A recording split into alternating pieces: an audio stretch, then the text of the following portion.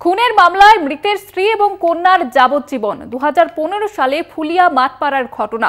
সমর বসাক নামে এক ব্যক্তির রক্তাক্ত দেহ উদ্ধার হয় ঘর থেকে। স্ত্রী এবং মেয়ের বিরুদ্ধে অভিযোগ, পরিবারের 9 বছর পর যাবজ্জীবন কারাদণ্ডের সাজা আদালতের। খুনের মামলায় মৃতের স্ত্রী এবং কন্যার যাবজ্জীবন, আদালতের তরফ থেকে এমনটাই নির্দেশ দেওয়া হয়েছে। 9 বছর পর যাবজ্জীবন কারাদণ্ডের নির্দেশ।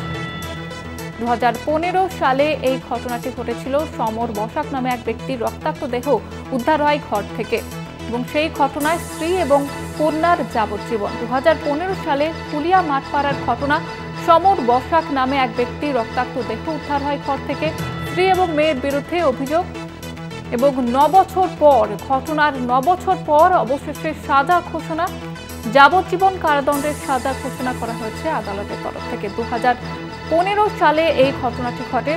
সমর বসাক নামে এক ব্যক্তির রক্তাক্ত দেহ উদ্ধার হয় এবং সেই ঘটনা 9 বছর পর যাবজ্জীবন কারাদণ্ডের সাজা আদালতের। আমাদের সঙ্গে রয়েছেন প্রতিনিধি পিন্টু বণিক। পিন্টু, কি নির্দেশ দিয়েছে আদালত?